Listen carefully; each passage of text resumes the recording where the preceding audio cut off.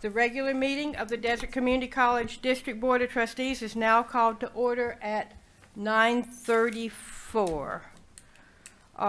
President Kinnaman, would you do roll call, please? Yes. Student Trustee Ramont. Present. Trustee Wilson. Present. Trustee Sanchez Fulton. Present. Trustee Yant. Present. Trustee Broughton. Present. I'm sorry.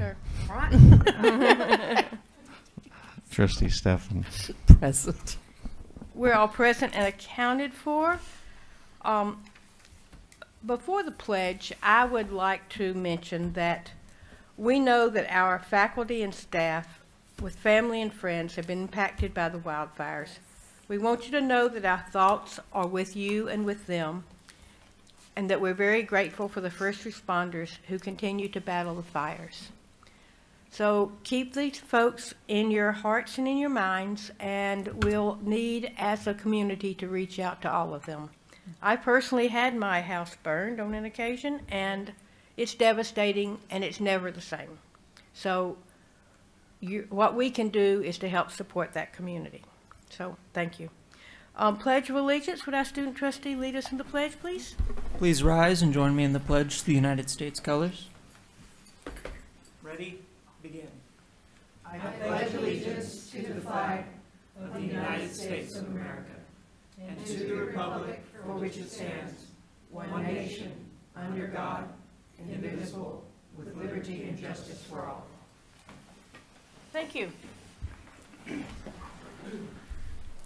Pursuant to Government Code Section 5495.4.2b2, the board may take action on items of business not appearing on the posted agenda upon determination by a 2/3 vote of the board, or if less than 2/3 of the members are present, a unanimous vote of those present, that there is a need to take immediate action and that the need for action came to the attention of the local agency subsequent to the agenda being posted as specified. Are there any additions, corrections, or deletions to this agenda for November the 14th?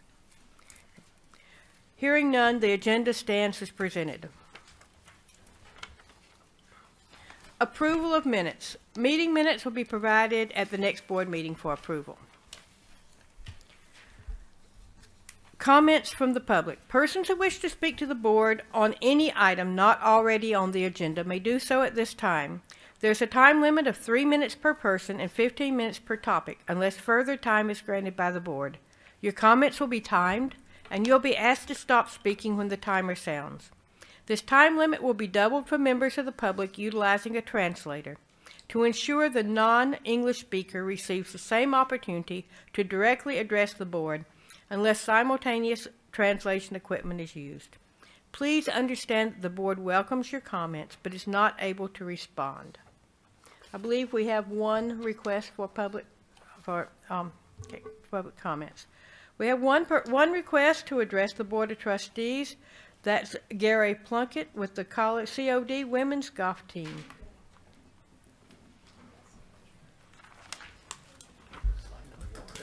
Hey.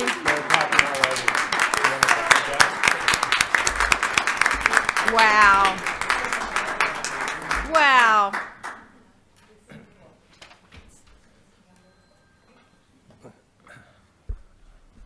Are we on? Okay. Good morning. Good morning. Madam Chair, members of the board, Dr. Kinnaman, executive cabinet guests, good morning. Thank you for this time. I'm Gary Plunkett, Director of Kinesiology and Athletics. And I have with me here this morning our very own College of the Desert women's golf team. And as you can see, they brought a lot of hardware with them, as we say in sports. So I've invited them here to recognize their outstanding accomplishments of the season. Just 2 days ago, the team returned from the state championship tournament at Morro Bay, finishing second place overall in the state of California and bringing home the state runner-up trophy, which is right here on the table. So the state championship is a 2-day, 36-hole event featuring the top 4 teams from Northern California and the top 4 teams from Southern California. After day 1 of the event, with the eventual champion College of the Canyons holding a huge lead, our desert team was in a close race for second with the top 2 teams from the north. Determined to bring home a trophy, the ladies composed themselves buckled down and improved their second day score by 16 strokes to pull ahead and finish in second overall with a team score of 636. Sophomore Zoe Walker also scored a team low 76 on day 1 and 73 on day 2 to finish 5th overall in the state tournament, earning her all-state honors.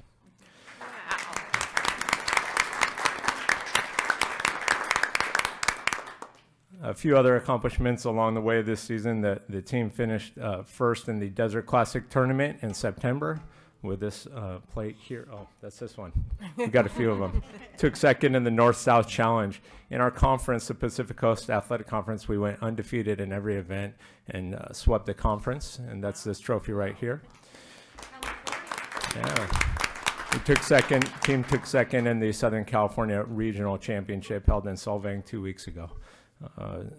And Zoe, were you conference MVP? Was that you? Yeah, so Zoe Walker also earned Athlete of the Year. Head coach Aaron Lind, who could not be here this morning, earned Conference Coach of the Year awards. Wow, that's great. So these trophies will be on display in the Kinesiology Athletics office until our fall awards ceremony on December 5th, at which time they'll move to their permanent home in the gymnasium trophy case in the lobby at the gymnasium. And I'd like to introduce the players if they could wave. Natalie Brugler from Soquel High School in Santa Cruz. Vivica Garcia from Coachella Valley High School. Liliana Rodriguez from Palm Desert High School. Not here this morning is Emma Sorensen from Vancouver, Washington. One of our international athletes, Dasa Urbankova, I'm sorry, Dasa, from Czech Republic. And Zoe Walker from Xavier Prep. And if you wouldn't mind, Zoe, if I can have 30 more seconds, Zoe would like to address the board. Is that okay? Thank you. I would just like to thank the team behind me. We were a great bond, and our great coach, Erin Lind. She honestly deserved the Coach of the Year award, and honestly, Teammates of the Year right here behind us. Thank you. Thank you.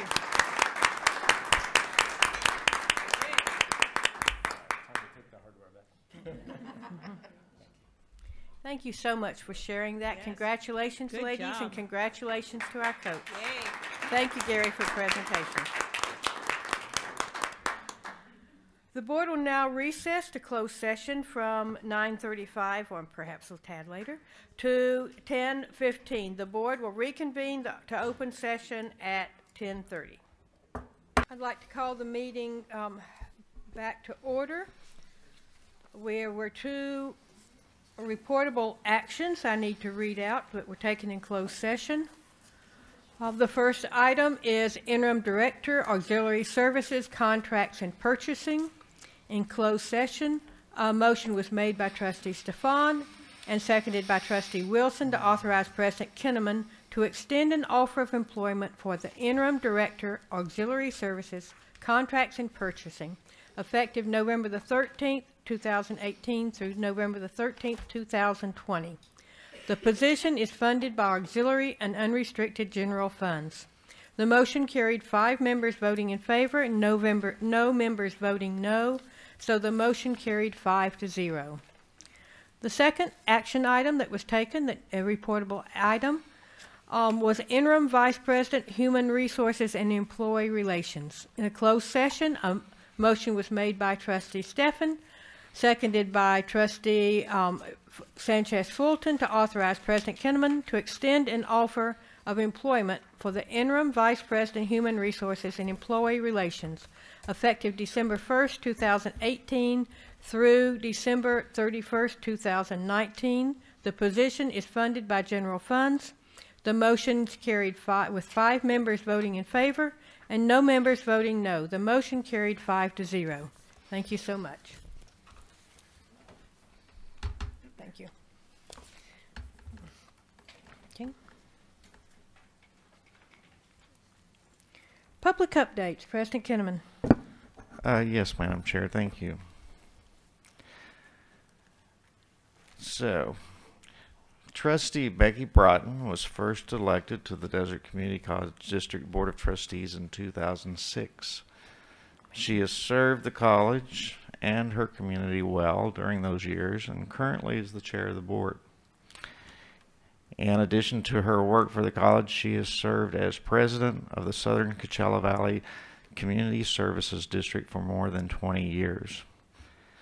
She's a member of the Coachella Valley chapter of California Women in Agriculture,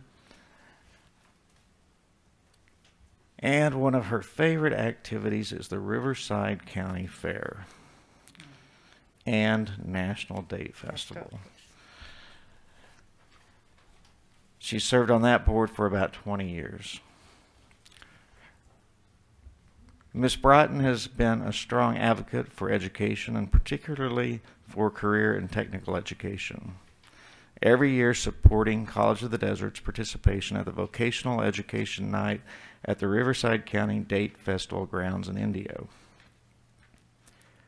She is a firm believer in catching students as early as possible to show them that they can go to college, even if no one in their family has ever done it before. Trustee Broughton spearheaded College is for You. These are presentations in the Eastern Coachella Valley that brought middle school students to the Mecca Thermal campus for tours and encouraged them to plan for college. She was also instrumental in the addition of the free summer robotics camp for middle school students at that campus. Becky started her own higher education journey with a community college degree and completed graduate work in biology. As a scientist herself, she has passionately supported STEM education and worked tirelessly to ensure that those opportunities were available at our Mecca Thermal campus. It is because of her commitment that the Mecca Thermal campus has classrooms and laboratories that provide STEM classes. The latest addition to the campus, a research quality telescope and observatory, will serve all of our students for many years to come. As a partner in a small family farm since 1975, Ms. Broughton's expertise was essential to the work that began to create Roadrunner Farms at our Mecca Thermal campus, bringing students, faculty, and the agricultural business community together to vision the possibilities of that project. Knowing that all programs cannot be offered at every campus, and knowing that transportation is a major barrier for many of our students, Trustee Broughton has worked since she began on the board with Sunline Transit Agency to reduce the time it takes to travel between campuses, and just this past year was instrumental in the implementation of the Hall Pass program in partnership with Sunline. One of the primary objectives that she was able to achieve through this partnership is that students can use their free bus pass anytime, anywhere, for any reason. Because she knows that serving the whole person is an essential component of helping students be successful on their educational journey.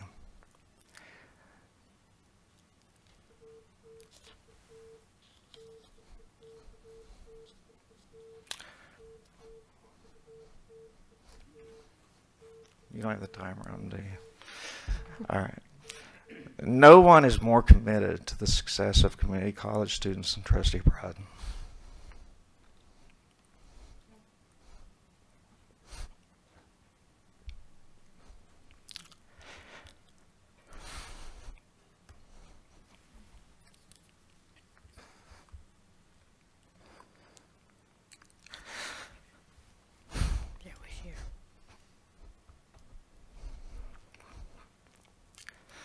I'll get there.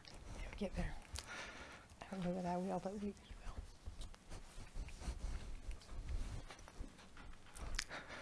will. I'd like to personally acknowledge my gratitude for Becky's leadership, thoughtful insight, strong guidance, and stewardship. Her passion for education is directly correlated to her belief that it makes a difference in the lives of students, their families, and their community.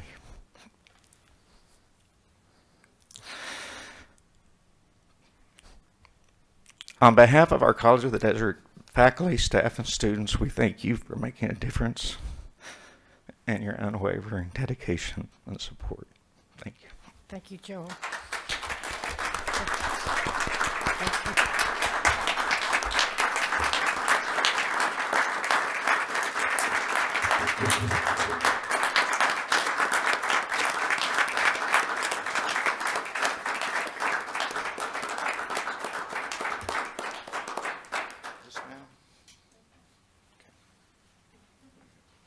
Thank you very much, Joel.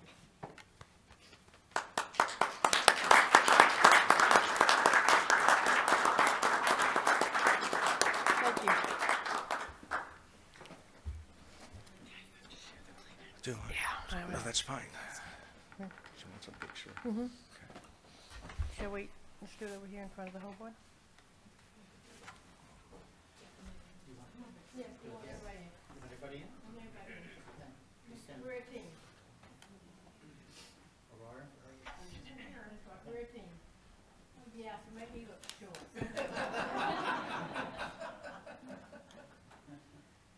I am standing.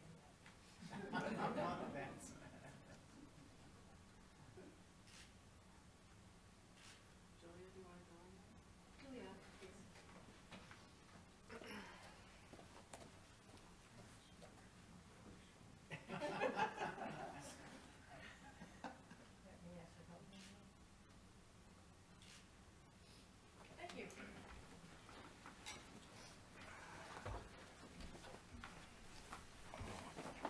Those you were going to need those. Madam Chair, that concludes my public updates. Thank you, Joel. Introduction of new employees. Oh yeah, that's me too. That's you too.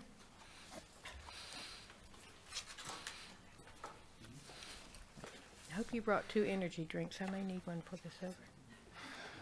Still got some in there. All right, first I have the privilege to introduce Craig Dowsett, Interim Director, TRIO Veteran Services. Craig is a U.S. Army veteran, an Arabic and Spanish linguist with 5 years active duty. Oh, cool. He has his bachelor's degree in food science, his master's in public health and dietetics, and is finishing up his PhD in public health education. Craig is also a member of the COD teaching family in the Department of Health Sciences. Next, we have David Despain, Secretary, TRIO Veteran Services. David is a U.S. Air Force veteran. Upon his honorable discharge, he attended the University of Illinois at Urbana-Champaign and earned his BS in advertising. He was previously employed at the University of California, San Diego for 10 years as an administrative analyst for the Department of Medicine and a senior administrative analyst for the Office of the Vice Chancellor of Research Affairs. Next, we have Raina Beltran, part-time custodian, maintenance, and operations. Raina previously worked as a sub-custodian for College of the Desert, as well as a sub-custodian for the Desert Sands Unified School District since 2011. She has been married for 10 years and has 2 boys ages 11 and 6. Her favorite things to do is cook and spend time with her family. Oops.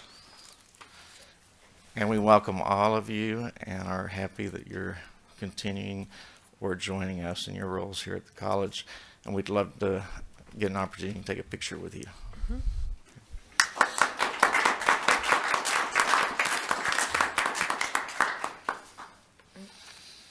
I'm gonna give you this. Give them to me. You want to bring them? Yeah, are we going to let him address the board? Oh, Yeah, let him address us. Sure. Right. Sorry. Let's introduce yourselves if you would and tell us a little bit about you. We're so glad to have you as a member of our family. Ladies first. Ladies first? Okay. That puts you on the spot, but okay. Go ahead to the microphone.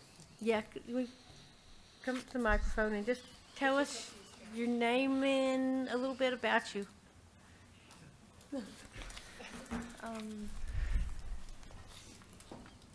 Okay, my name is Reina. I'm so excited to be part of this family. Thank you.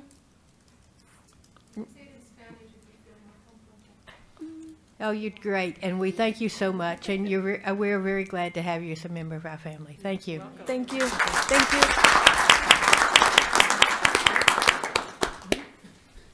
Hi, a lot of you know me already. I'm David Despain. I've worked here as a substitute with Dr. Neely's area for enrollment services for about 8 months last year. I'm excited to be in the trio veterans and looking forward to the opportunities that the college will have for me and in the future. Thank you. Great. Thank you so much. We're glad to have you. Could I have my 3 minutes up on the board, please? Is it going to be in Spanish or Arabic? Either. Craig Dowsett. I've been here as a faculty member in health sciences, and I was swept away into the veterans program and very grateful. It really opened up the college for me. I was surprised how much us as teachers kind of have our heads down, and so I was missing out on a lot. So I'm extremely grateful for Dr. Neary and Amanda for bringing me over to the veterans program. So thank you very much. I enjoy what I do. We have wonderful veterans and we have wonderful programs, especially for those Bonnie and Mary Jane who came out on the parade. Thank you very much. That's all. Thank you very much. Thank you so much. We're so glad to have you. Now we're going to let them come up so we can have a picture together. Okay.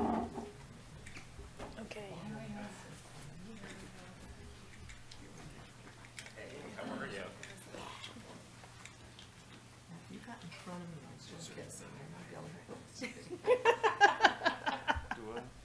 What was that?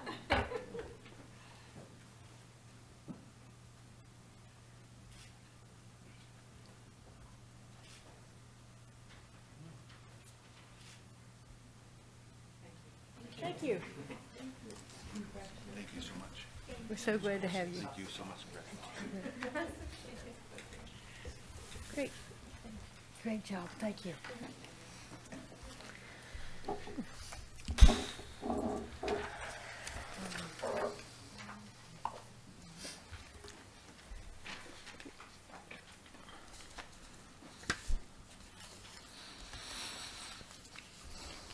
So we're moving into the reports. The first report is ASCOD. Do we have anyone here from ASCOD? Are they in class, as ASCOD members should be, or is our student trustee going to speak for them? You're on the spot. It's been a short time since our last meeting, so we haven't done any major events. We have what? That was part of the Student Ambassadors program. We did have some members of ASCOD participate in that, but that was specifically for the Student Ambassadors. We are happy to note that we are still filling some positions. I believe we'll have pretty much all of our officer positions locked down, hopefully by the end of the month. There's a few people waiting in the wings. We've had to shuffle around some positions, but everything looks like it's going to be working out, and it's going to be definitely a solid end of the semester, and then a really good team moving into next semester. Excellent. We don't have any major projects in the works right now that I can report on, and I guess that'll be all. Sounds great. Thank you so Okay. much. Thank you. California School Employees Association. Mary Lisi. Yes. Mary Lisi. Keith asked me to come and give the report this morning. He said he actually dared me to tell you that he couldn't be here because his shoes don't match, and he didn't want to take any criticism from Dr. Z. So you'll have to say something to him about that.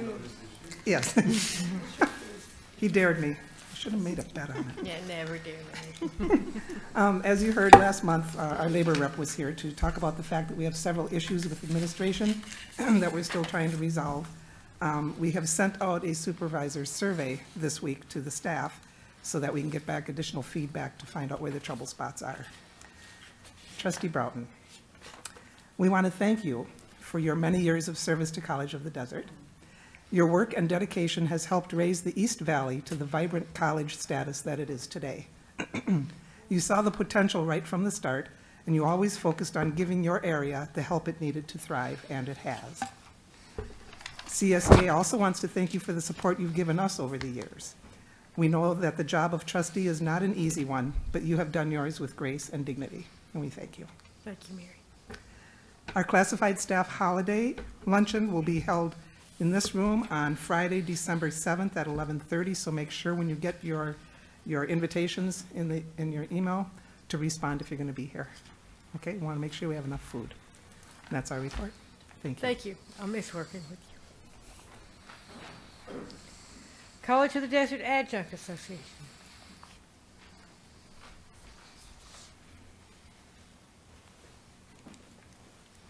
You get the first alternate again. Terrific. That's the best. Okay, this is Thanksgiving month, and so we're very grateful for a lot of stuff, and especially Trustee Broughton's tremendous contribution to the college. Thank you so much. We're grateful that the elections are over, or mostly over, and many of the recounts are almost there, and God help us all. We're grateful that negotiations, while not fully concluded, are moving forward in an efficient and organized fashion, unlike what we have seen in the past. And we will be more grateful when we have the information request from payroll and HR that has dragged on and on. We'll be more grateful when the final copy of last year's CBA will be posted to the portal. We are grateful for all the growth and prosperity that the district has experienced in the past year, and what the opportunities that has provided for all of the adjuncts. And we're grateful for how engaged and active adjuncts are in the life of the college, and not just in the classroom, but on committees and in the development of programs and courses and in the life of the students. Thank you very much. Thank you so much. Thank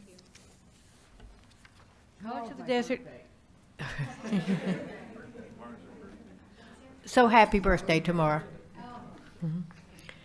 College of the Desert Faculty Association.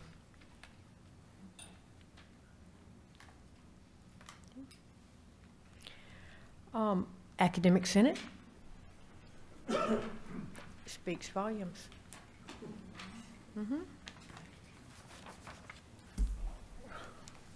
Oh, better do the glasses thing. All right, good morning, everyone. I hope everybody's well.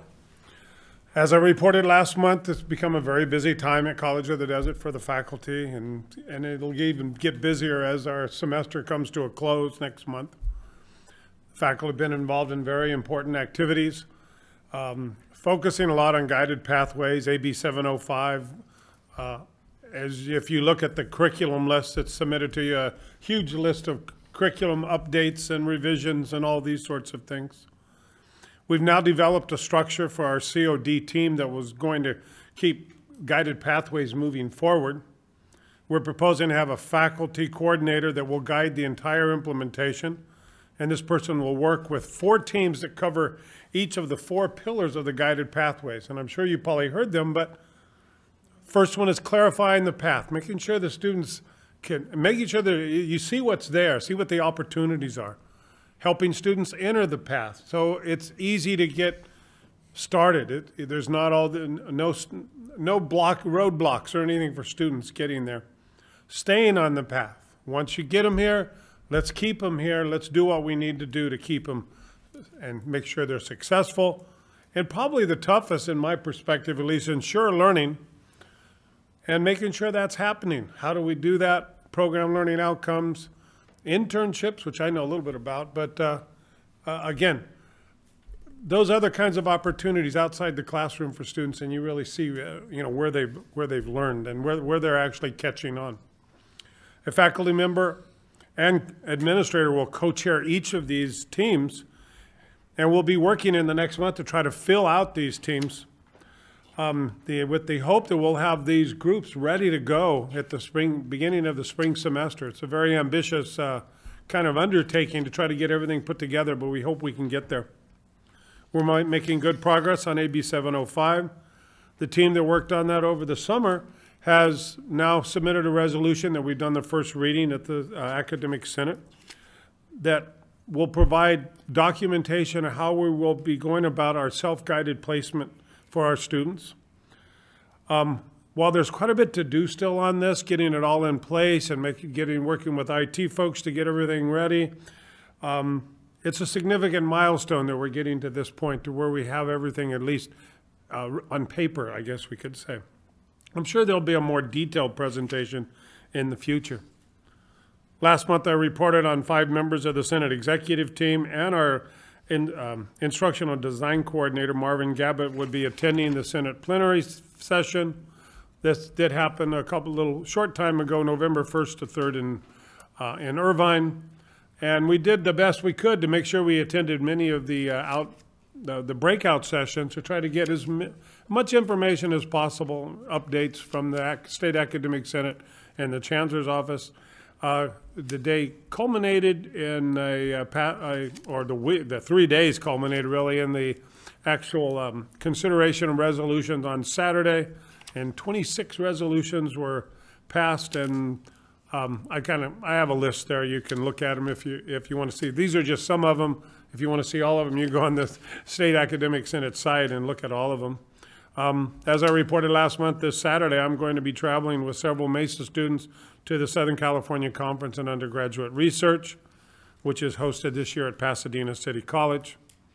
And lastly, I would like to announce that our kickoff meeting for our recently funded NASA program called the MUREP Community College Curriculum Improvement will be occurring this Friday morning in a webinar that's hosted by NASA JPL and Rosalind Soto, who is the Mystic, as it's called, activity manager. The webinar will include an overview of the MUREP program and a brief description of NASA cooperative agreements, and will be followed by the PI presentations from the 5 participating colleges: LA Pierce College, Bronx Community College, Passaic Country Community College, that might be county, that could be a typo, sorry, Prince George's Community College, and of course College of the Desert, that'll be presented by Dr. Ahmed El Shafeh. And there will be some time left at the end for discussion. In addition to Ahmed, Dean Karen Tabor and I will be in attendance, while the additional member of our team, Jorge Perez, will be unable to participate due to commitments. And with my final 15 seconds, I would like to take this opportunity to thank Becky for all of her support. I'm speaking certainly from the full faculty, but I have to speak personally as well. We had a lot of personal connections. We had some backgrounds that were similar. Our farming interest, our interest in agriculture that she's always maintained and I've moved away from, we really connected, and I'd like to thank her for her support of Mesa over all these years. She's been very supportive of the Mesa program, always looking out for our STEM students. Okay, thank you, Becky. Auxiliary College of the Desert Foundation.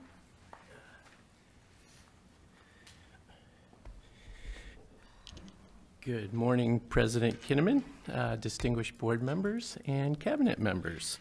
It's a pleasure to be with you this morning. On October 31st, the College of the Desert Foundation held its annual board retreat, and it was a great opportunity for some of our newer board members to get oriented and for the older board members to mentor them. We had wonderful presentations that were delivered by Interim Vice President John Ramont. Trustee Aurora Wilson also presented, as did President Kinnaman. Our first board meeting was held that same afternoon, and our executive officers of the foundation were confirmed. Bill Chenowitz is going to be the president of the foundation this year. Marge Dodge is our vice president. Donna Jean Darby, who many of you know, is serving as our past president. Diane Rubin is serving as our treasurer, and Dr. Chuck Manell is serving as our parliamentarian. Our first President's Circle event was held this past Friday night at the home of Foundation board member Carol Dean, and we had approximately 50 people turn out to celebrate their commitment to COD. It was a wonderful way to kick off the season. On Saturday, we were visited by the staff and board members of the Coeda and Donald Barker Foundation. We had a lunch on campus, and they had a tour of the nursing complex, and in particular our simulated patient lab, and they witnessed the birth of a simulated baby, which everybody enjoyed. It was quite a good visit. On Sunday, this past Sunday, the members of the Legacy Circle met on campus. These are individuals who've included the college in their estate plans. They met for a reception and went to a matinee of the COD production of Charlie's Aunt. Faculty member Janet Miller from the theater department spoke, and we had a number of theater students who talked to the students. So it's been a busy few days in the world of the foundation. It's an exciting time at COD. We'll be back this afternoon to present the results of the foundation annual audit. But on behalf of the staff and the board members of the College of the Desert Foundation, Becky, we would like to thank you for your service and your partnership. You have supported the foundation wonderfully, and we really appreciate everything that you've done to create the close collaborative partnership between the foundation and the college. Thank you so much. Thank you so much. Governing board reports, Student Trustee Ramont. Thank you, Madam Chair. This month I had the opportunity to participate in the alumni homecoming dinner with the student ambassadors. It was a really wonderful opportunity to connect with some of the community members as well as our staff and faculty and our alumni. I also had the opportunity to bring several of our Valley students to this month's World Affairs Council dinner, at which we had a fascinating lecture about the future of artificial intelligence. I'm also happy to announce that COD's involvement with the World Affairs Council will be expanding this month, as I was able to secure sponsorships for 4 of our COD students that are all political science majors. And they will be joining me this Sunday for that dinner. More recently, I was invited to participate at this year's Ray of Hope Foundation retreat, at which I spoke to some of our Valley's middle school age boys about the Boy Scouts of America, as well as my involvement here at the college. Also this weekend, in honor of Armistice Day, I joined our local Boy Scout Troop 1701 in presenting the colors at 2 separate Veterans Day events, one at Sacred Heart Church and the other one at St. John's Church. And then lastly, thank you, Becky Broughton, for all your years of service to this community and your work to promote learning and education in the East Valley has just been remarkable. I'm just a little bit outside of your district, but I definitely see how you represent us, and it's really important what you've done for us. Thank you. I thank you very much. I think you've probably been a leader since you were a very young child. I've only seen you here and there along as I interfaced with your father, but it's been a pleasure to know you as an adult. I see you grow every meeting with leadership, with the things that you're involved with here on the campus and other parts of your life. I'm looking forward to see what you do in the future. You are our future, and I thank you so much for what you give to our community. Thank you. Aurora? Well, I'm not going to say too much, Madam Chair, because you know what a crier I am. And you and I have talked already. And I've said what I've had to say about the race and the outcome and the future. So other than that, just brief reports on the Friends of the COD Library. We had our book sale, and I was part of that effort, and had Marge Dodge pulling the whip on all of us. So it was a very good, we did very well. Also, real pleased to be part of the COD Foundation. It's been quite an education for them to learn about the Brown Act. And it's been interesting to see, because a lot of these board members serve on other nonprofit boards where the Brown Act does not exist, and so to come to a foundation board meeting where you have to follow certain rules is a transition and a challenge for some, but I think they're finding it very interesting and very educational to learn how government, does work.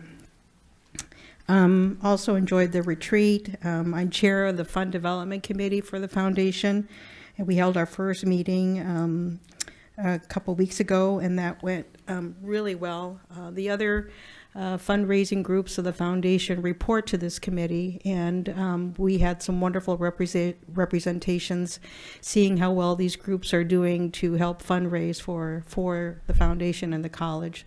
So hats off, Dr. Mosser, you're doing a fine job, you and your staff, and our new alumni person as well, so thank you.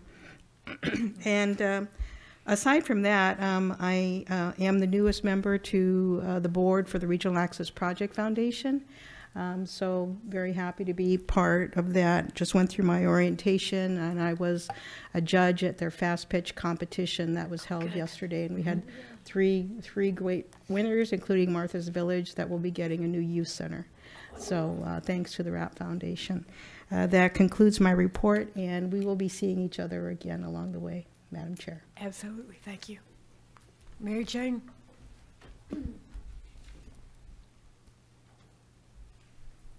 Madam Chair, it has been an honor to be a fellow trustee with you. Your passion for students in the eastern part of the valley, your passion when you spearheaded the transportation, when we would go to those meetings, it was amazing. I just so emotional for me. People don't understand when you get mentored by somebody. I didn't know when I first got elected, and you reached out to me. You really did. You mentored me, and you care about your community so much. It's very emotional for me. I always have to start with a quote. If you want to change the world, you educate a woman. You are that woman. Thank you. Your leadership, your compassion, your sincerity to serve. Thank you. Thank you, Mary Jane. I have to hold myself.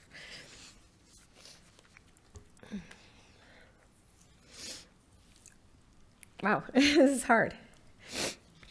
I have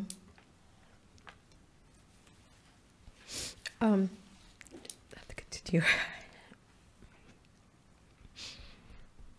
I attended, it's just hard now. Attended the Latina Empowerment Day in Riverside. It was very inspiring to attend that. I also want to thank personally our veterans, and thank you for your service, especially our student veterans. I know fellow trustee Broughton and I, along with our student veterans, and Donnie Prince walked the parade at Palm Springs. And a lot of our students, veteran students and families were also in attendance. I was able also to attend the veterans event of Desert Hot Springs and the Sun City Shadow Hills, and the other events in our community, the Auxiliary of Indio, and the Veterans of Foreign Affairs in Desert Hot Springs. It was an absolute honor to be part of that celebration and honor those that have served and given their lives to for our country and our freedom. It was very, very nice to participate in our veterans. I salute our veterans. I know it's going to be hard. Just want to see the beautiful things we do at the college. 1.7 million college students do not have health care.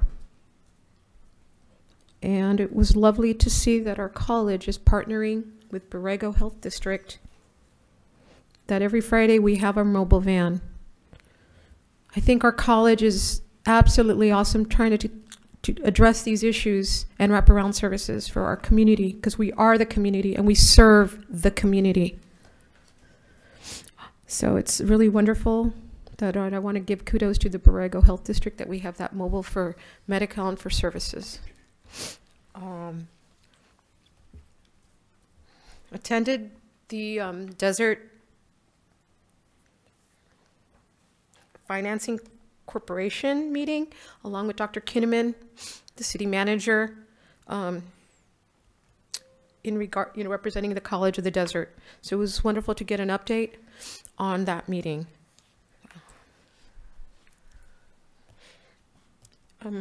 It also attended the CVEP Elevate Economic Summit along with many of the faculty members that are here.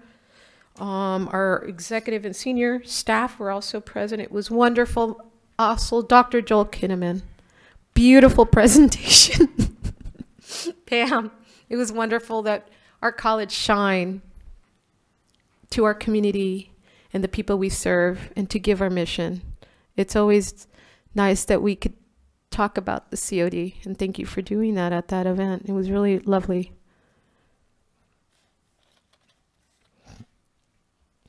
Well, that ends my report. Thank you, Mary Jane. Thank you. Fred? Thank you. Of course, it's been a busy 4 weeks with election and different events in the past 4 weeks, the various Veterans Day celebrations in the Valley. I was able to participate in some, Palm Springs Pride. So it's been a busy month. As Trustee Sanchez-Fulton said, CVEP's Economic Summit was certainly an event. President Kinnaman did give a very realistic and optimistic, both, summary of COD, while other folks were perhaps overly optimistic about the Valley. I think your presentation was realistic and optimistic, which is something we need more of there. And I just happened to notice that faculty member Ruth Nolan has published another book, so congratulations, Ruth. And other faculty members that are active in professional development. It's so important. And this past month, personally, I've been involved with San Bernardino and Riverside counties in exploring how to set up a mediation program for child support issues. Oh, good. And we're looking at ways to keep those types of disputes out of the courts and into a more civil situation. And finally, Becky, many things have been said about you today. They are all deserved, but all understated. If you were to look at a person's impact, it's to look at their shadow and the shadow that they have cast. And you've certainly cast a shadow that will live for many, many years in the Valley. Thank you. Thank you, Fred. Bonnie? Okay, I'm going to start out with wishing everyone a happy Thanksgiving. It's coming up. We have so much to be thankful for, and I'll end at the end with some things that I'm very, very thankful for.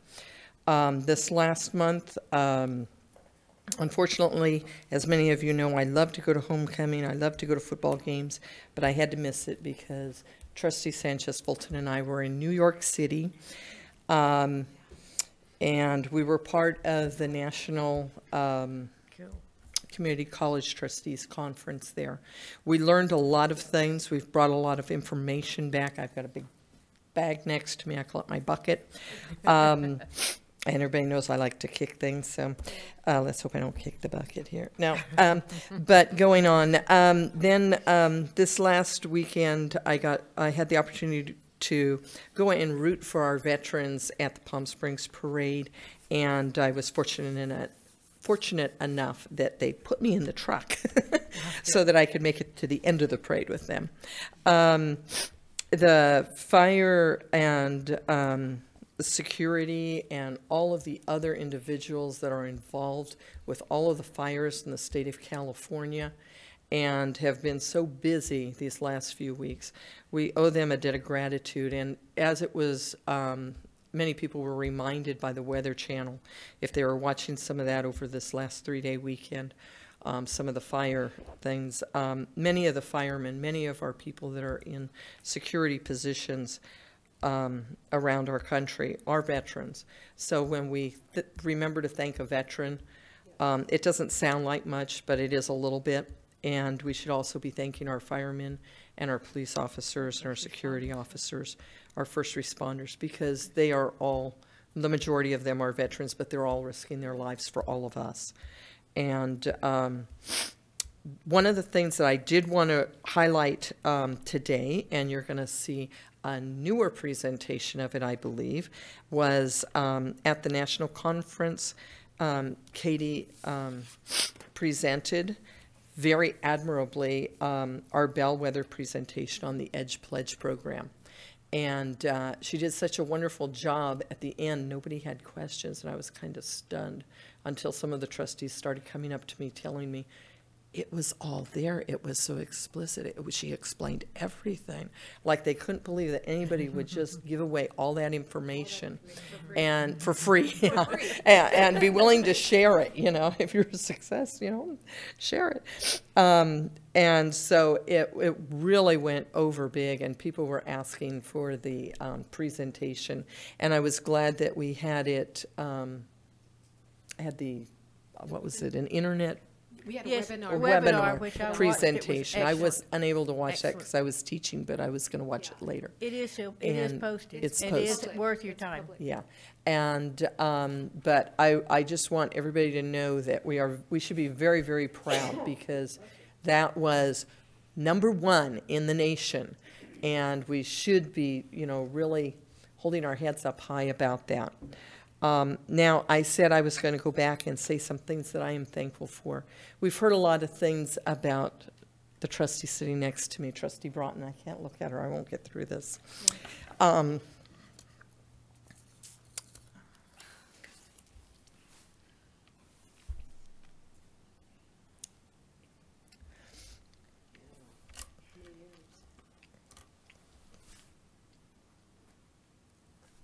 I was on the board in 2006 when Trustee Broughton joined us. And I want to paint a picture for you of what College of the Desert looked like. We had just acquired some land in the Mecca thermal area. Nothing had been done with it. It was sitting there. We didn't have an infrastructure, which meant we had no sewage, we had no water. In India, we were working out of the Workforce Development Center. Here, we did not have this beautiful building where we have our meetings. We were meeting in the community library, the community room of the library here in Palm Desert. Sometimes we couldn't get into that room, so we'd meet in a portable. I remember one year in March, it was so hot in that portable because the air conditioner wasn't working. And it was, you know, March, that's when we have our first 100-degree weather. And it was like 109 that day, and we were sweating buckets.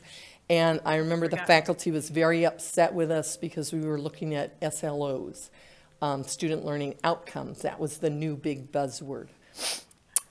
We did not have our beautiful Child Development Center. We did not have covered parking. We didn't have our beautiful gymnasium. We didn't have the Mystic Center. Public Safety Academy wasn't here yet. These are all things that, and we did not have any facilities in Desert Hot Springs. We were still trying to just get classrooms up at the high school at that point, and have students come to the high school at nighttime to take classes. In Palm Springs, we had property, but we did not have anything beyond Palm Springs High School classrooms at night. And all of that, Becky has been a part of the board. And when you say the board, you have to remember that every time you change a president, every time you change a board member, you change the whole board.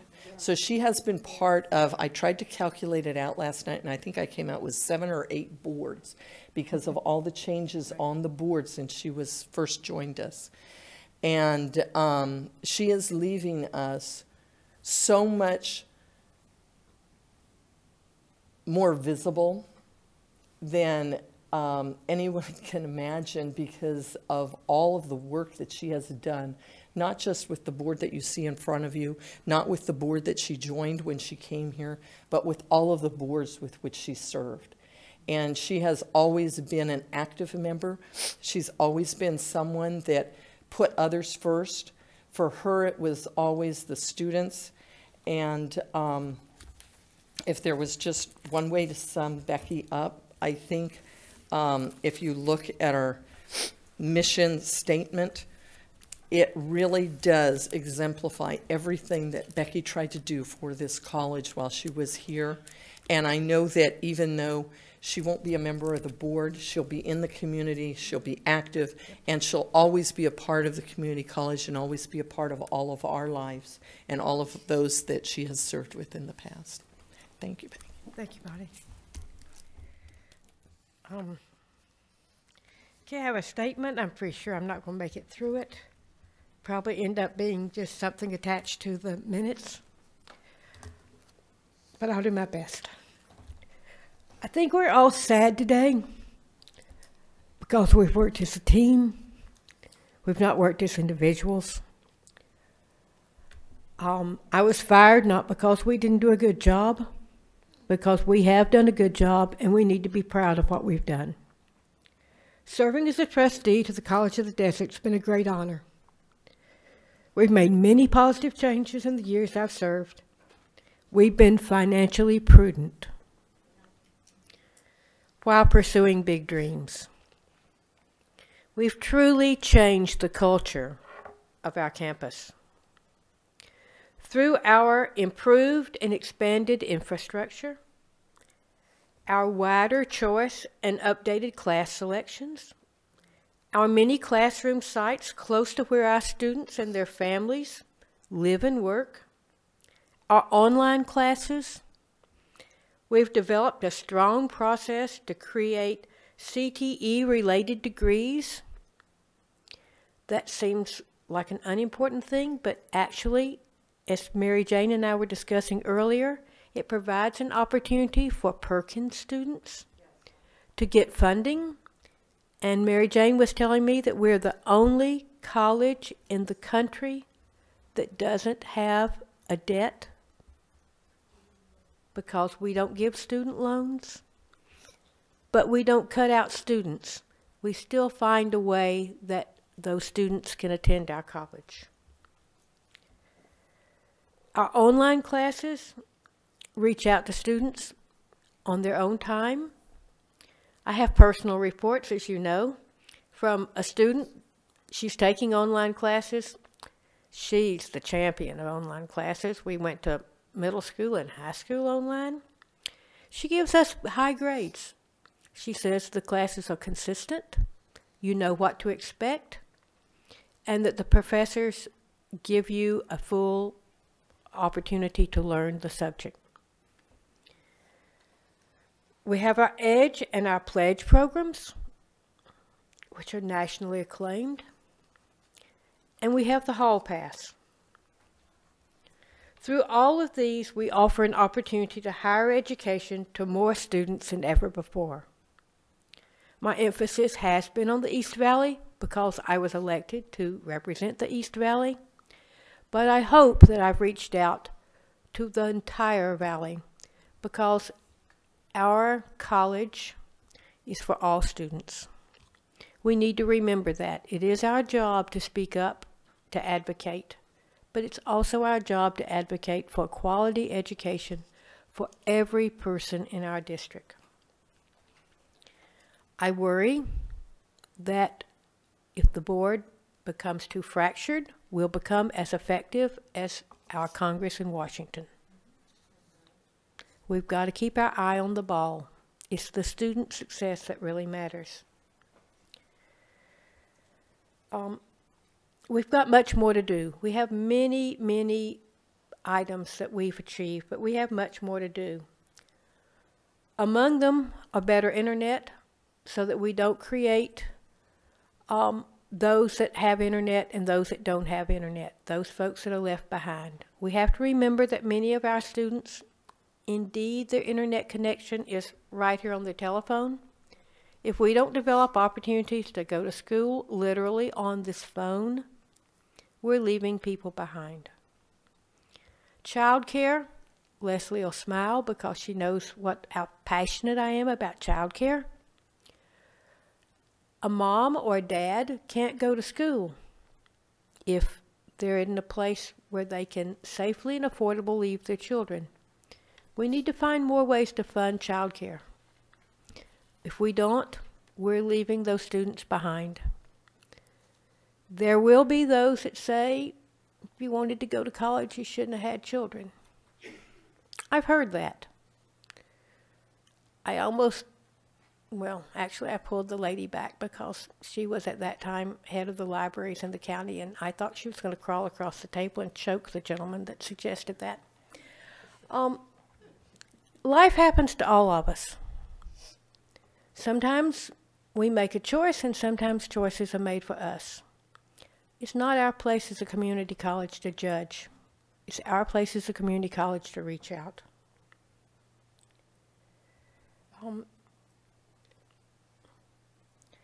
When we look at our college and we look at all the things we've done, I think it's important, it's not just the quantity of the classes, but also the quality of the classes. We are recognized nationally as a top community college. I'm proud of the job I've done. More important, I'm proud of the job we've done. These improvements, those added chances to student success, come through a team effort. I'd be remiss if I didn't say thank you to every member of this college. All the members of our community, to my fellow trustees, to the administration, to the faculty, to the staff, and to the auxiliaries, for all of the work that you've put, and you will put, into this institution. The support of the foundation and the Alumni Association are also vital parts of our ability to help our students. Thank you for the opportunity to serve, to be a member of the family. We've opened doors so that others can pass through. I believe that's why we're put on earth, is to reach out and open doors so that others can pass through. We can't do the work for them. We can't even truly and honestly suggest which door they go through. But it's our job to open it up so that they can. So keep up the good work, and I'll be there cheering. Thank you.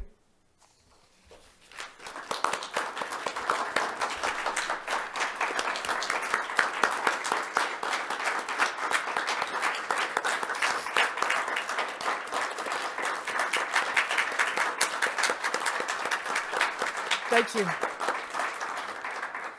I appreciate your support. President Kinnaman.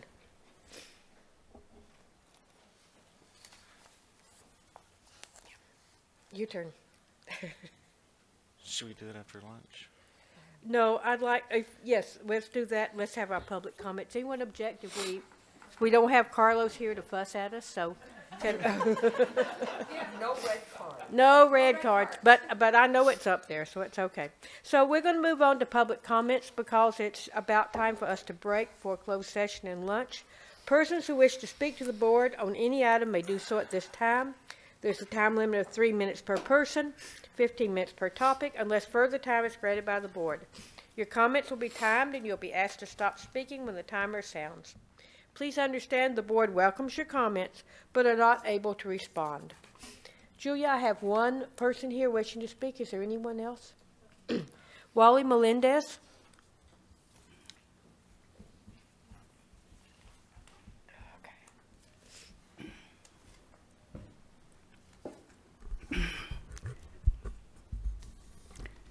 Great to see you.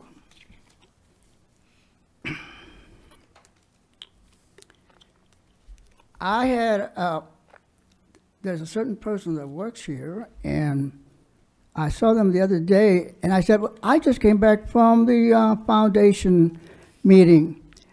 And she goes, you want to scold us? I said, no, of course not. That's not my intention to scold anybody. What I want to say is that I'm here to contribute my 2 cents worth. I want to help, not to hinder. And it gives me, and I'm happy to talk to a bunch of erudite people that are educated. A lot of times I talk like in city governments, councils, but listening to a bunch of erudite people that are well educated, and I imagine in my mind have their bachelor's degree and so on. I do have a suggestion to make, and that is, and if I understand correctly, I heard you say, and of course you can't answer me, that you were fired. I thought you all were elected officials, but I guess I'll get that information later. But so I just have a minute to go, and one of my pet comments that I like to make is that it is so interesting to be in a college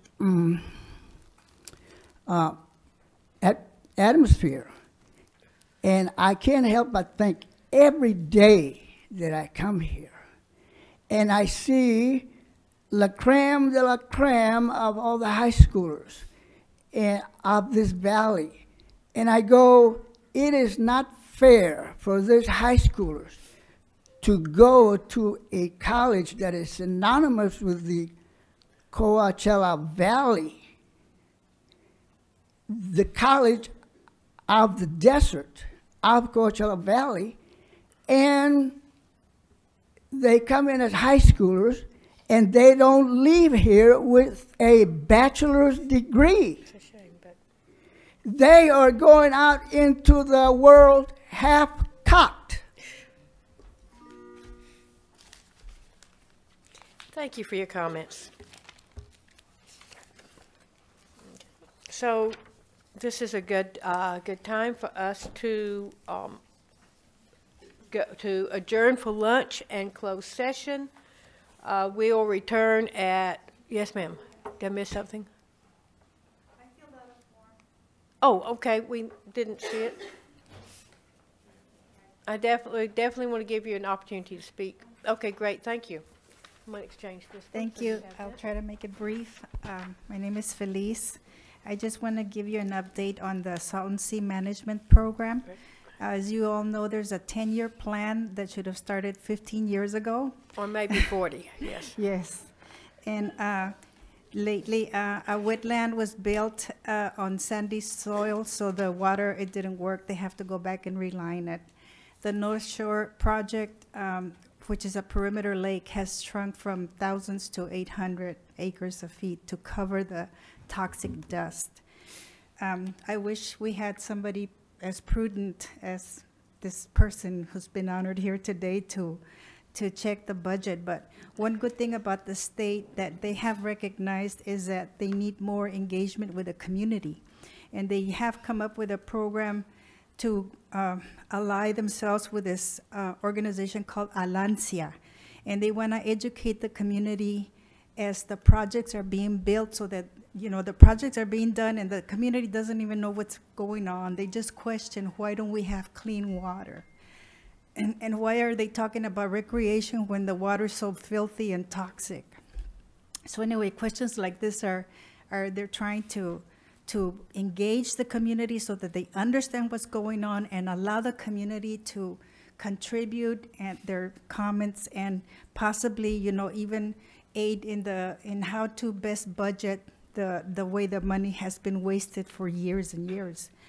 And I just am really glad to hear that this person here, I had no knowledge of who she was, but that now that we have a COD at Mecca and Indio, you know, these are the students that need to be taught, especially in the science field, how to protect our environment. Because although the Coachella Valley, especially the Imperial Valley, is going to be affected by this dust blowing because of the inability of the state to cover, due to lack of funds and attention, they can't cover all the toxic dust that we're going to have to really build the students up to be our line of defense in Mecca and Indio, because they're going to protect the rest of us. The infrastructure will be destroyed by dust all over the Coachella Valley, not just the Imperial Valley. So I want to thank this person that I had no knowledge about for pushing forth education towards the East Valley. And you have open doors, and hopefully everyone else will fill your shoes. Thank you so much. Thank you so much. Okay. Did we miss anyone else for public comments? Because we'd like to give you that opportunity before we break for lunch. It's not, okay, hearing none, we need to break for lunch and close session. We'll return at approximately 1:30. Thank you. I'd like to call the meeting back to order. We're back from closed session. There's no reportable action. The next item on the agenda is 9.08, report from the superintendent president. If my fellow trustees remember, we deviated from the agenda so that our persons here from the public could speak before lunch. I would like for another deviation. We have invited a presenter to speak regarding information item number 23 for the 2017-2018 College of the Desert Foundation audit. So if there are no objections, I'm going to ask them to come forward now and give their report. Please do come forward, gentlemen.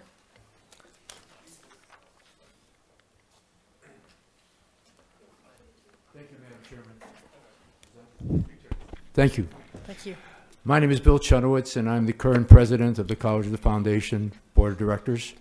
And I thank you very much for allowing us to come here and make a presentation.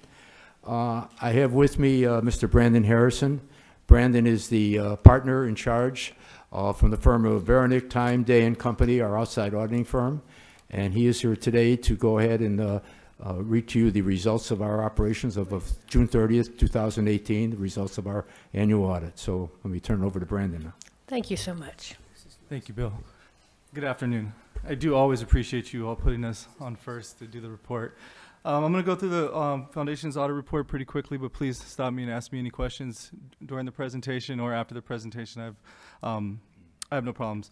So first thing I want to let you know is what these financial statements are. These financial statements are the financial statements of the district. What the audit firm does is we provide opinions over the financial statements. So what we issued this year was an unmodified opinion. That's the best opinion that you can receive as a foundation. We actually had no material weaknesses, no material adjustments, or any findings to report to you either this year. We did meet with the audit committee of the foundation. We also presented the report to the board of the foundation as well. They have accepted the audit report, and now we're going to present it to you for the informational purposes. So if you look on, I don't want to go through that. I want to go to page 3. Page 3 is one of the financial statements. We call this the statement of financial position. This shows you the assets and the liabilities of the foundation. You'll see that primarily the assets of the foundation is about $30 million, which is in various investment accounts that the foundation holds. And then if you look towards the bottom portion of it, you'll see kind of what that makes up. You'll see that $19.4 million is in permanently restricted assets. About $10 million is in temporary restricted assets. What this is this are scholarships and endowments that have either a time restriction or a use restriction. So if someone donated some money to the foundation and said they want to have it spent on certain events or activities, this money would be restricted here. The $2.7 million is in unrestricted operations. That also can be contributions from the public as well. That's when they provide it as for general purposes of the foundation, and the remaining portion of it's used for operations, daily operations of the foundation. If you go to page 4, and I promise you I won't go through every single page of this, you'll see the top part of it is going to show you the sources of revenues. You'll see that where the monies have came from. You'll see that it comes from the contributions, grants, memberships, and then you'll see the primary source of the income this year was halfway through the page. You'll see is the investment income, where you'll see the net unrealized gain and loss and the realized gain and loss. So that means the investments of the foundation did pretty well this year, about $1 million in investment income. And the overall change is kind of at the bottom of the page, about $1.3 million increase in assets. That's after all expenses have been taken care of. From there, I'm going to jump to real quick to page 6 of the foundation report. What we call this is the statement of functional expense. This is, I always say, this is one of the most important statements of any foundation if you ever review any foundation's financial statements, because this shows you what the foundation actually spent the money on. You'll see that 68% of the expenditures were spent on the actual program and the mission. You'll see that only 18% was spent on management and 14% was spent on fundraising. Those are the ratios that you always want to look at whenever either you're reviewing a foundation or you're donating money to a foundation. You want to see that the foundation is actually spending money on the actual program and the mission of the foundation. And you don't want to see too much going into the management in general. From there, the rest of the report is going to be notes to the financial statements. I don't want to go through each note of the financial statements, but I do want to open it up to any questions that the board has about the financial statements and the audit report. So what we report as the percentage for... I'm sorry. So what we report as the cost of fundraising, where did... You went over that quickly. So on the statement of functional expense, we have about $1.8 million in program expenses. Then you have about $500,000 in management and general expenses. And then at the end, you'll see $350,000 in fundraising expenses.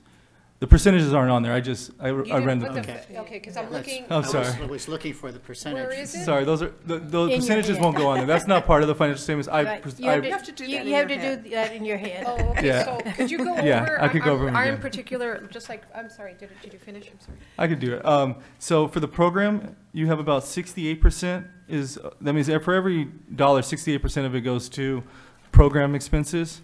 For management in general, you're going to see 18%. And then fundraising, 14%. So what some folks would call overhead, you're calling management. Management, yes, that's correct. So that would be what you would call overhead. That's the general operations of the foundation, the salaries and other.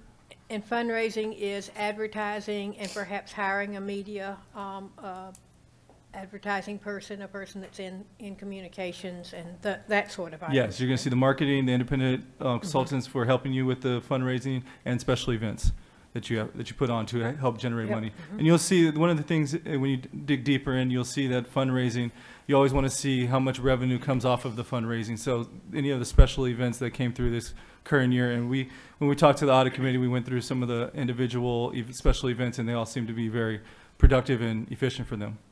So to help me from doing the math, the percentage going to programming is? 68%. 68%. Yes. And then the management in general was 18%. So 68 cents out of every dollar. Yes. Go straight to the actual program expenses. And that's sans fundraising. So fundraising still is considered a kind of a program expense and go in there as well. So you're looking at about 82% overall with those two categories. So to put a historical perspective on this, audits about the foundation have never had significant problems. There was never a problem with the money, where the money was, or how the money was spent. But over the years, there have been questions, and I don't mean why did you do this kind of questions, but it was more like why don't you keep the books this way sort of questions. And the foundation has worked very hard at making those reports more transparent, on cutting down the amount of it from the way that the work that was involved in keeping the records, and my understanding, last time I was the representative to the foundation, they were actually moving into a system so that things only needed to be logged once. And then they spread to the appropriate places on those sheets. So where there used to be, again, I'm qualifying the thing, questions, there are now answers. And the foundation has always been very clean and careful with what they did with the money. But now it's very apparent what they do. So my hats off, my congratulations for that hard work. It was not an easy process because it's very complicated to take a number of individuals' money and be sure that it's spent as the donor requests. And the foundation does a very good job with that, so I thank you for that. I have a question. One of the issues is that we happen to be very fortunate. We have a wonderful controller, Kirsten Rena, who has been with us for a long time, and she's worked diligently, very, very hard to make the foundations easier to understand, easier to interpret and read, and we really appreciate that, and so far it's been very, very well. I think the foundation is very healthy, and we're working very, very hard to continue to raise money so we can support, obviously, the college and other programs. And we appreciate that. Mary Jane? Yes, thank you, Madam Chair.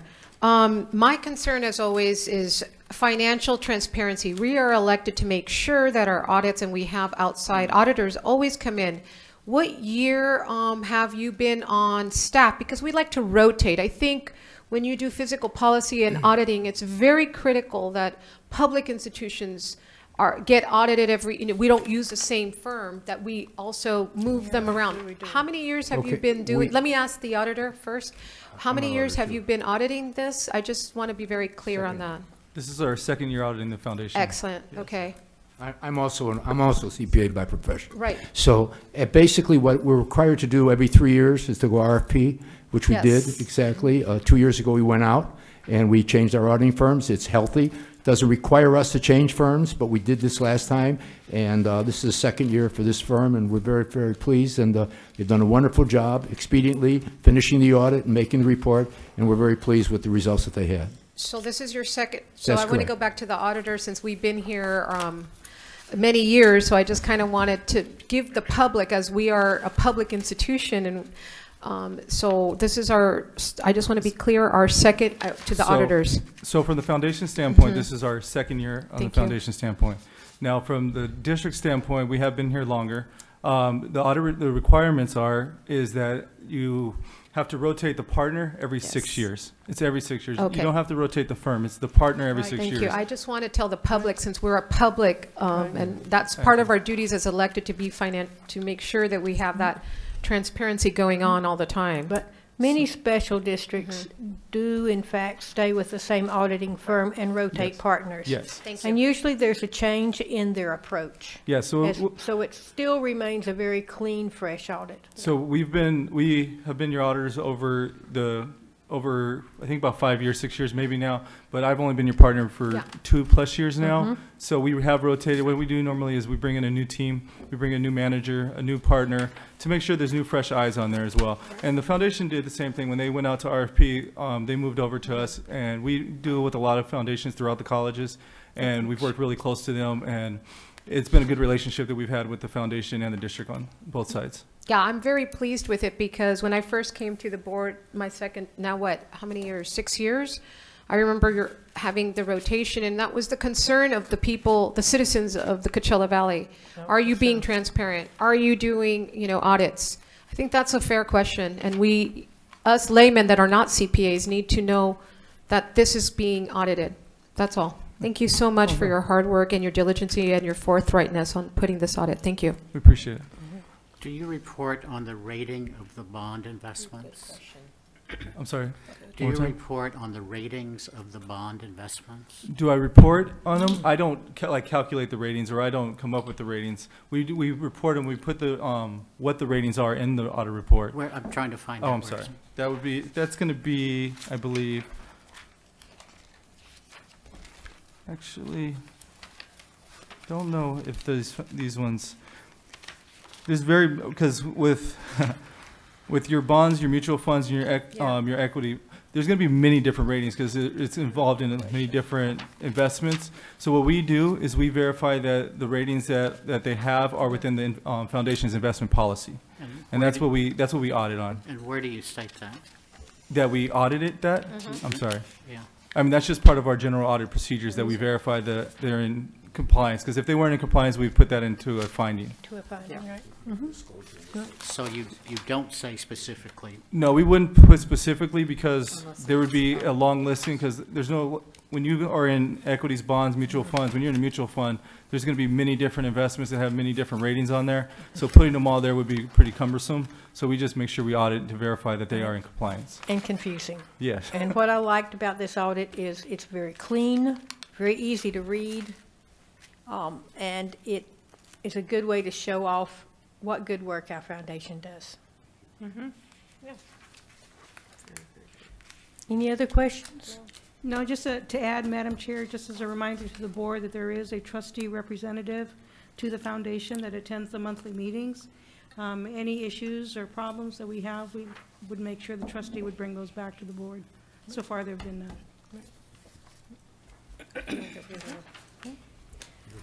So, thank you for the hard work and a wonderful, clean audit. Thank you. Thank you all. Very much. Appreciate it. We appreciate the foundation and all they do for the college. Madam Chair, I have to concur with my fellow trustee. I didn't hear a direct answer on what were the bonds. Do we need to ask that question somewhere else? I just wanted to make sure that his question was answered. I believe the answer that we heard was that the firm itself checks to be sure that the ratings are there and appropriate, that they're within a legal standing, and that they don't report it item by item due to, it would immediately make a very easy to read audit very, very confusing.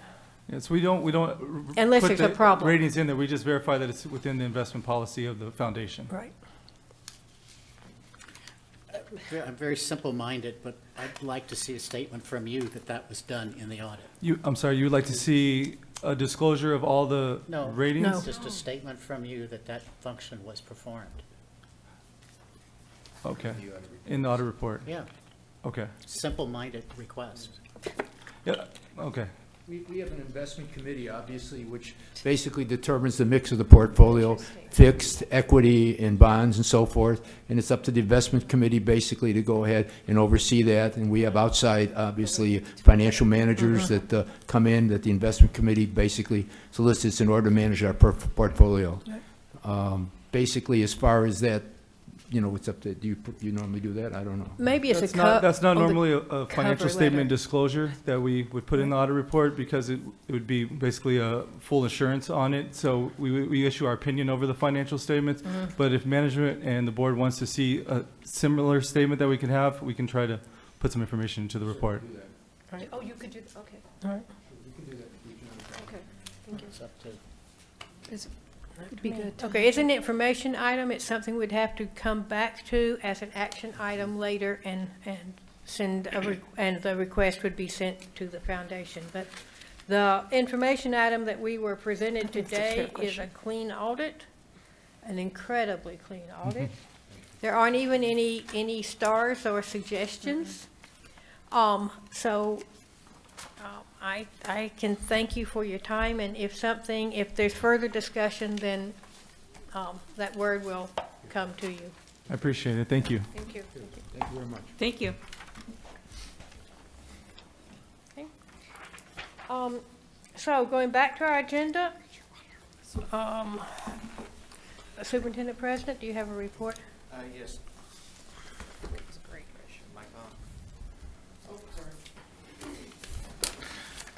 Yes, I had one item, Madam Chair, and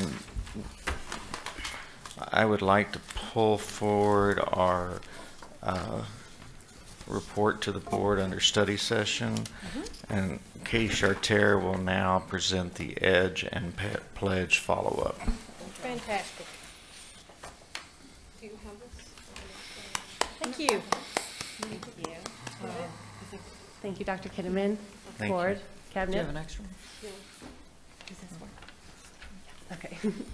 So in my report that I gave to you in August, there were a few follow-up questions on that presentation. So I'm here to provide you with a little more information and hopefully answer those questions. All right. So here we have the EDGE Pledge enrollments by district for 2017 and 2018. The red column is EDGE and the yellow column is Pledge, broken down by district. So for Coachella Valley Unified School District, we had 212 Pledge students, 24 EDGE students in 2017, 325 Pledge students and 35 EDGE students in 2018. Desert Sands Unified District has the largest amount of students for us, 565 Pledge in 2018, 43 EDGE, and 430 Pledge and 54 EDGE in 2017.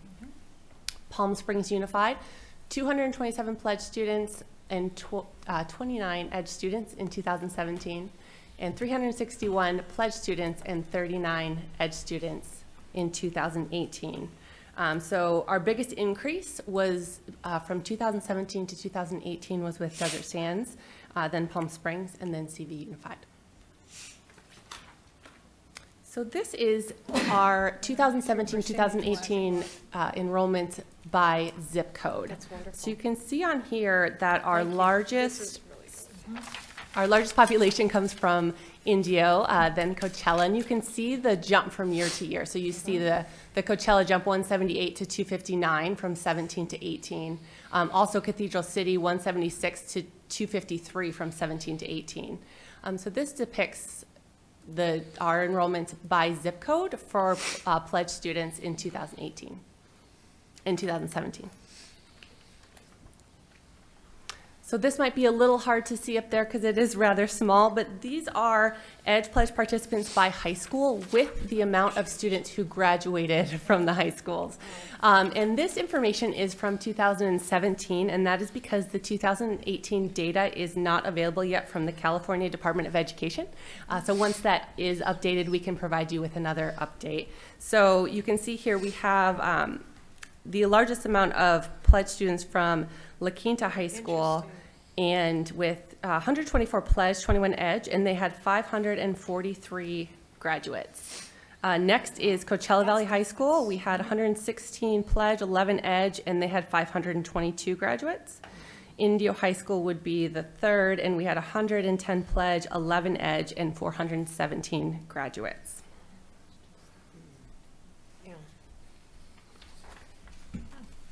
I just see Desert Hot Spring, 46 in Desert Hot Springs out of the 323. So yeah, those were Pledge students. We had 46 Pledge students. This is in 2017. Oh, okay. Yeah. So it was when we had a smaller Pledge cohort, 1,000 students, but 46 of them did come from Desert Hot Springs High School. I have a question on that slide. Yeah. Do we know how many actual students came from the various high schools? We know how many were EDGE and Pledge, but some students come that are not. Mm-hmm. I do not have that information, but we can okay. get that for just you. Just something to next homeschool, because I know I asked for this stuff at the last. How many did not come from? Because sometimes we have kids that don't get everything done to enter Pledge or Pledge, but they still come. Yeah, we can get that information. Thank you. About the private schools? No, well, I'm talking about, like, my high school had more than that. Oh, continuation. But they did not have enter Pledge or Pledge. Katie, because does they didn't get Salton enter- City come under thermal?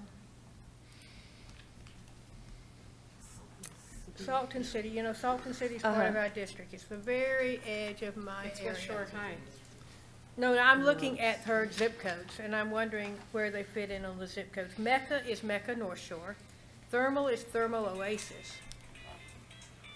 But I was wondering, I'm betting that you grouped, because there aren't going to be a lot of students from down there. I'm betting that you grouped Salton City into that thermal. So you just need to remember that when you're talking to parents.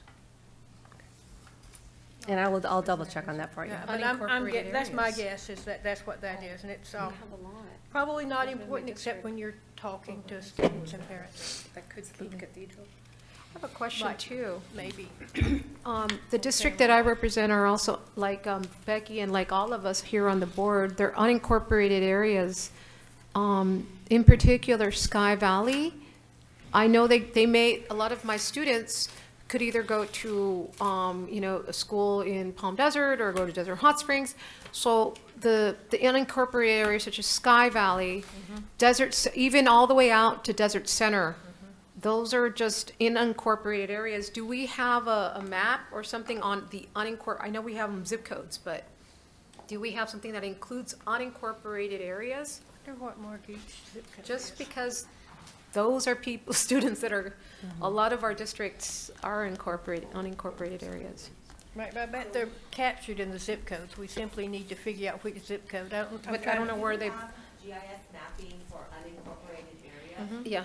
Desert Center is an interesting one because we don't typically get students Yes, from there, and okay. it's normally a zero. So we can check to see if the reasons they're not incorporated into the data is because we did not receive students from them, and we'll try to notate that so you are aware that we looked at unincorporated areas. From Sky Valley, there's also a little smidget called North Indio Hills, and there's these other little unincorporated areas that I visit, but I don't know if everyone knows. I mean, these are just all communities with a lot of families. Thank you.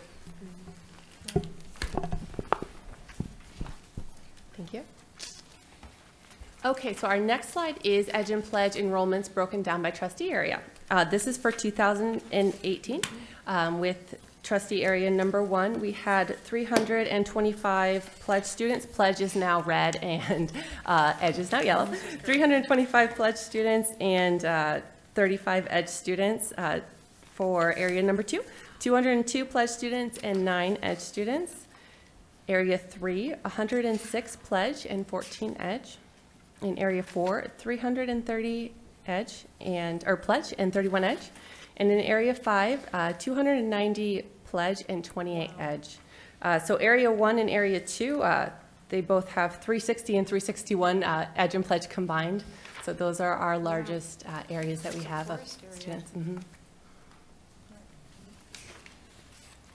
So here we have it broken down by high school.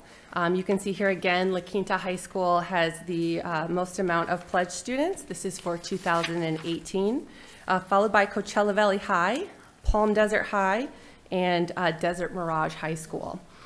Interesting about this is that we did have, from 2017 to 2018, we had 6 students from West Shores, and this year we had 16 students. At Palm Springs High School, 2017, we had 50. This year we had 102, so we're doubling those areas. Also for Palm Desert High School, we had 96 in 2017 and 116 in 2018. So we're continuing to grow these areas and trying to get students, and we'll keep working on the areas that we need to work on.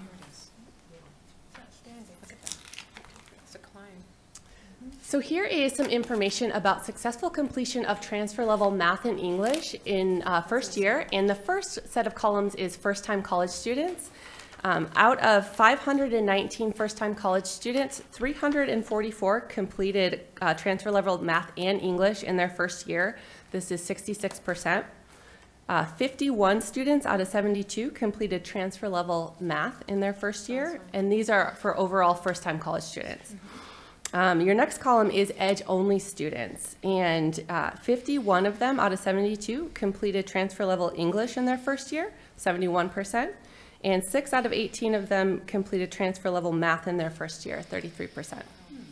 Your next column is pledge students, and we had 351 out of 533 pledge students complete college level English and math, English in their first year. And the 533, that's more than half of our incoming pledged students. We had 1,004, so almost more than half of them attempted to do this in English. We had 49 out of 109 complete college level math in their first year, which represents 45%. Why is the, I'm just looking at the numbers for the math. For Edge, just seems like such a low number, For enrollment? Yeah. Yeah. So this is only out of 250 students because our EDGE cohort is quite small. But it is sometimes difficult for students to, sometimes they don't take the math right away or the English right away or get into the class. So we'll look at that. Now, those are the ones that successfully completed it. Successfully completed, but you can see only 18 of them attempted it. Yeah. The other thing I was looking at was they also didn't have financial aid with pledge because they were just simply EDGE, right? Just simply EDGE, correct. So if they had some other emergency pop up, they probably would have. Yeah, and that's a great that point. could be one of the absolutely. Okay, got it. Yeah. And the ones in FTCS are ones that were neither, they were not in EDGE or pledge, right? Correct. Okay, so they Okay, so they're separated. They're For EDGE separated and out. pledge, they're mutually exclusive. Each group. FTCS is mutually exclusive from the EDGE and pledge. Correct. Okay. Great, Thank you. That Sorry. didn't click, Yep. so I'm glad. So we do have our pledge volunteer requirement, as you all know, and to date, our students have completed 6,796 volunteer hours within the community and on our college campuses. So here's just a list of different things that the students are involved in. Angel View, Boys and Girls Club, they're volunteering with Find Food Bank. Here at COD, the students are really loving getting involved on campus because they get to see different areas of campus and see what they're really interested in. So that's been great as well. We have the local libraries. Some of the high school students are volunteering for youth football or different events on campus. Coachella Valley Rescue Mission and Martha's Village and Kitchen. Are those boxes representative of, like bigger because more students are engaged in those? Or? Yeah, so we do have Martha's Village and Kitchen, the Coachella Valley Rescue Mission, and the local libraries. A lot of our students do volunteer for those. Okay. I didn't see something that you've been volunteering, and I hear a lot from the Indio Senior Center. I know our EDGE students have volunteer pledge students. Yeah, there was so many different ones, and no, so but I think we should also note that we are also at the senior centers. Because that means a lot, so the kids can work with our population. And I think if you could also repeat again how they get in contact. Let's say a senior center or other nonprofits want to get involved. Can you repeat just the contact and your information just for the public? Because I know a lot of people want to get involved and help. Absolutely, yeah. So they can contact me directly, and we'll go ahead and send the volunteer opportunity out to all of our students. So my email address is kchartier@collegeofthedesert.edu, or you can give me a call at 760-674-7635, and I'd be happy to share that information with our students, because we're always looking for different opportunities for them and for them to get involved in the community. Do you remember if the Galilee Center in Mecca is included? I can definitely look into that for you. I think they would be interested in having some of our volunteers. It would be close to home for our North Shore and Mecca students. They are perhaps not as well funded as some of our volunteer organizations are, but they offer a lot of help to a lot of people. So it's a thought. Absolutely, thank you so much. Madam Chair, does the county fair have used volunteers too? They have a number of volunteers. And if they're not on the list, then I'll be happy to give you that contact information. It'd be Veronica Casper, but no need to remember it. I'll just let me know and I'll send it to you. Yeah, and I kind of added them into local races and festivals. A lot of our students do get involved into those festivals. Okay, so they are. Yes. That's good. And what is the Laurel Foundation? The Laurel Foundation helps at-risk youth, and so there's different volunteer opportunities to help at-risk youth in the community. Katie, I have a question. I'm very, very, passionate about our little furry friends. Our little furry friends, such as the Animal Samaritan, or do we have any? Is that up there? Did I see my? Oh, good. Animals, awesome. Our little furry friends. And Thank you. the students love getting involved with the shelters as well. Yeah, absolutely. There we go. That's it. Thank you. It's a wide variety of opportunities to volunteer. Probably the first time in many of those students' lives that they've had the opportunity to volunteer, except maybe right on their own school on their own school grounds. So it's a great opportunity, and I'm happy to see there's such a selection. So you can find, student can find something they're truly interested in. It's great. I applaud it. All right, so we do have Winter Edge coming up this winter, so we're excited to continue to grow it. Last year we had about 86 students, so we're hopeful to, you know, have a few more this winter to help those students who maybe are coming in late or, you know, just want to get some help with the Edge program. So we are here January 7th through January 23rd with our program here in Plum Desert. And how do they get in contact? I'm just saying that because a lot of people still ask me, what is this? So do they just apply online? Do they, what do they do? Yeah, sure. So if they, right on our main COD webpage, there's a little button that says, I want to take the pledge. It will take them to the EDGE application for winter, and they can fill it out. If those dates don't work for them, we also have information for them to get on to the summer application too. And I'm sure we're going to be handing out that information on our family night. Absolutely, yes. And is there a deadline to register for this EDGE program? Not in the winter. We will take students up until the first day of EDGE. And so because we'll I might have some students that almost like they have early graduates. Yeah. And some might graduate, you know, right before Christmas and. Absolutely, yeah. Please send them to us, and up until the first day, we will accept them in. Okay. Thank you. Are there any other questions? Great. Thank you. Thank you very much for your time. Thank you. Very nice. Thank you so much. And I want to especially thank you for doing those extra charts at the last minute for me. You are very welcome. Asked, oh, good. Yes, I did.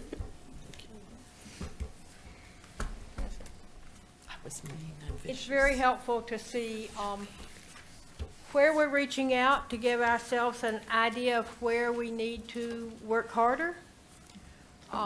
So I'm happy to see those numbers grow, and I'm happy to see that we are spread throughout our district, and each of us will have an opportunity to work within our district to encourage more students to participate. Dr. Kinnaman, this is your report?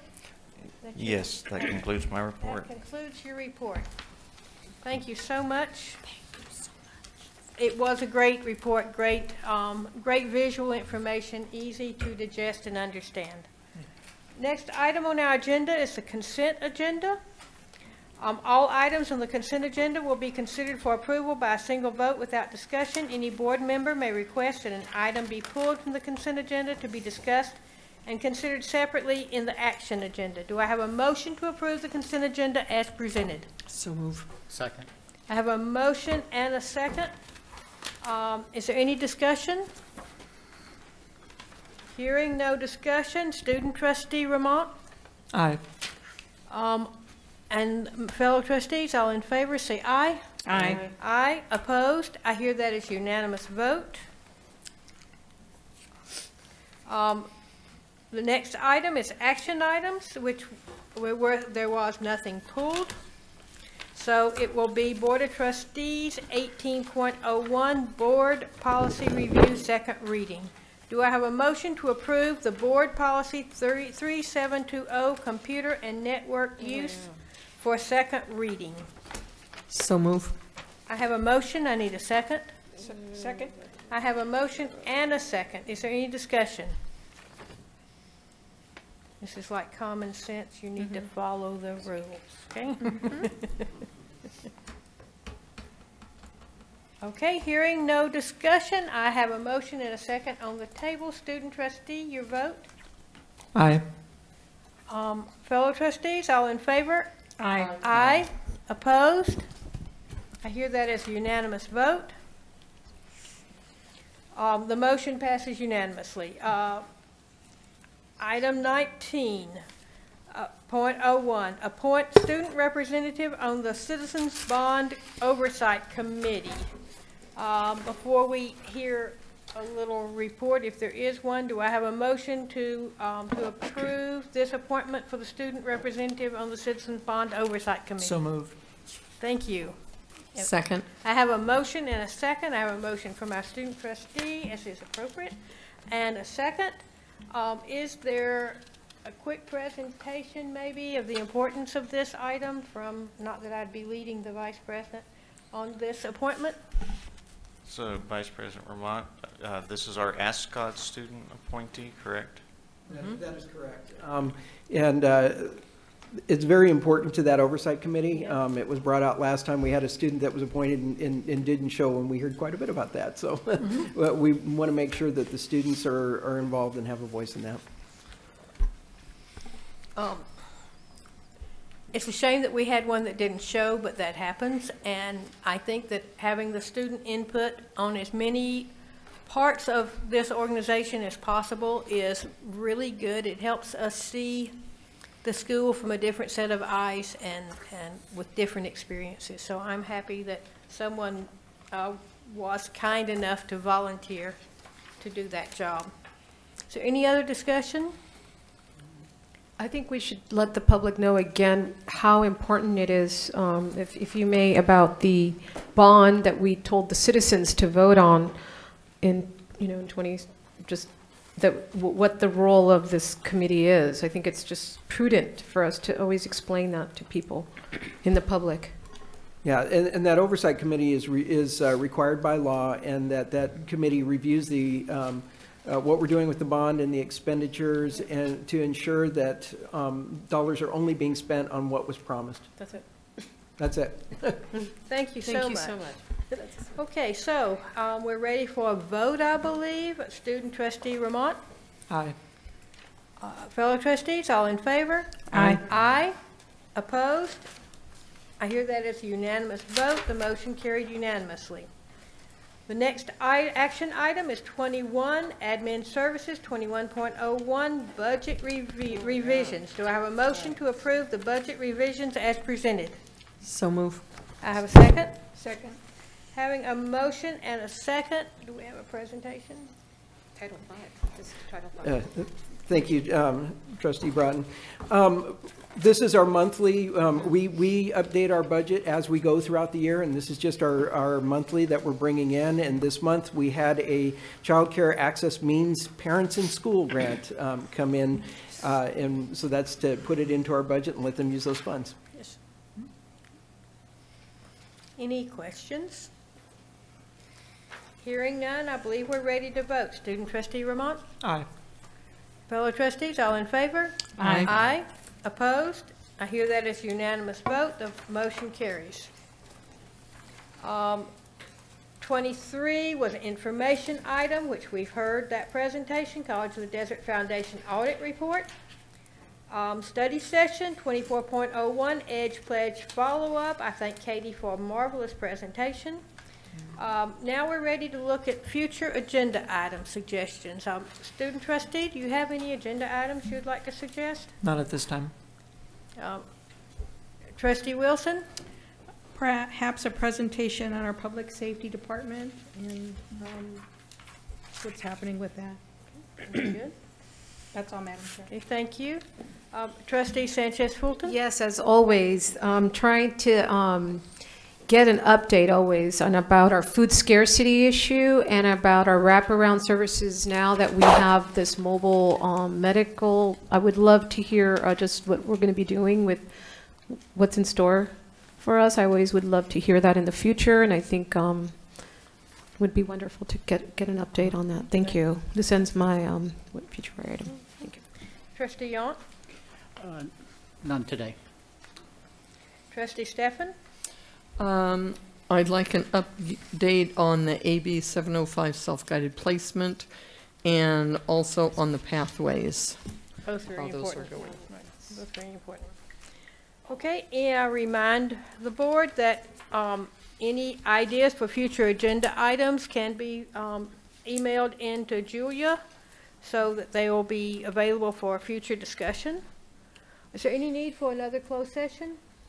If there being none, then the next item is adjournment. Seeing that there's no more business on our agenda, are there any objections to adjourning this meeting?